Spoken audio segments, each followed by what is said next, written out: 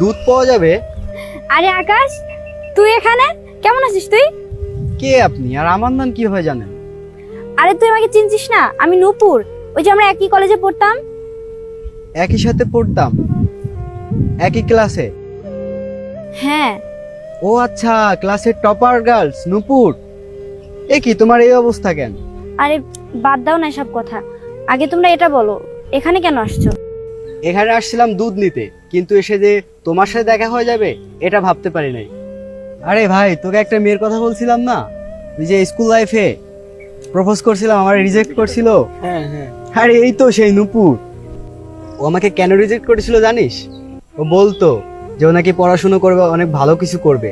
দেখ, আজকে মাঠে গরু চড়াচ্ছে, গোয়াল পরিষ্কার করতেছে, গোবর ফেলতেছে। হ্যাঁ, এটার জন্য আমাকে রিজেক্ট করে দিয়েছিলে? দেখ ভাই, ও বিয়েও করে নিয়েছে। আজকে যদি তুই আমার ভাইকে বিয়ে করতি, তুই আমাদের বাড়ি রানীর হালে থাকতে পারতি, আর এখন তুই মাঠে ঘাটে গরু চড়াই বেড়াচ্ছিস। তোমাকে দেখে মায়া লাগতেছে, তবে এটা ভেবেও খুশি লাগতেছে যে তুমি আমাকে রিজেক্ট করেছিল আর আজকে তোমার এই অবস্থা। হ্যাঁ, তুমি ঠিকই বলেছো, তখন তোমাকে বিয়ে করা উচিত ছিল আমার, কিন্তু আমি এখন যেখানে আছি না, অনেক ভালোই আছি। এসব কথা বাদ দাও, তুমি বলো তোমার কতটা দুধ লাগবে? এটা তো তোমার মুখে বলতেছো, আর ওই যে মনে মনে ভাবতেছো যে ওই দিন যদি ওরা বিয়ে করে নিতাম। আমার ডিসিশন নিয়ে আমার কোনো আফসোস নেই, এমনিতে আমি খুব ভালোই আছি। আর আমি তো বরাবরই চেয়েছিলাম জানি আমি একটা বিজনেস করতে পারি, তো এখানে এসে আমি গরু দেখাশোনা করি, হিসেব নিকেশ নেই, এগুলোও তো একটা বিজনেসের মধ্যে পড়ে, তাই না? শোন, তোর জন্য আমার একটা অফার আছে, তুই যদি এখনো চাস আমার ভাইকে তুই বিয়ে করতে পারিস, আমরা তোকে মেনে নিব।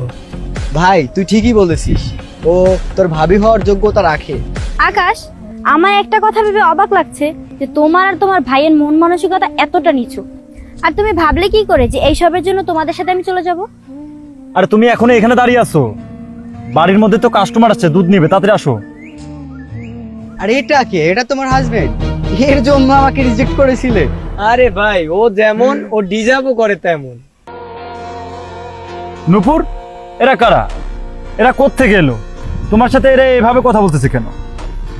ও হচ্ছে আমার বন্ধু, আর ওর ভাই হয়। আমরা দুজন একই সাথে পড়তাম, একই স্কুলে। ও আচ্ছা, তোমার বন্ধু।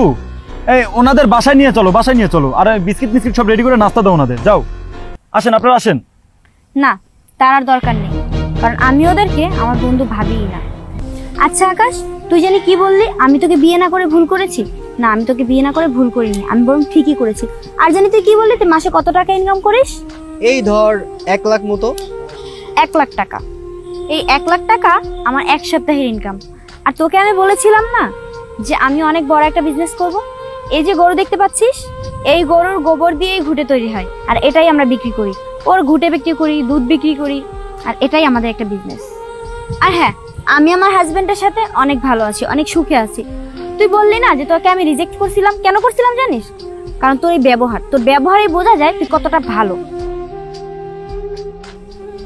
আচ্ছা বাদ দে সব কথা, তোদের কতটা দুধ লাগবে তারা বল, আমি দিয়ে আসবো তোর বাড়িতে। আর ওনাদের দুধ লাগবে, তা দিয়ে দাও না, বাসায় তো অনেক দুধ আছে, দিয়ে দাও। আর একটা কথা শোনো, ওনাদের দুধ দিবা ঠিকই, কিন্তু একটা টাকাও নিবা না কিন্তু, ঠিক আছে? 1000 হলেও কিন্তু তোমার বন্ধু। আমি চলে গেলাম, হ্যাঁ? দেখেছিস মানুষের ব্যবহার?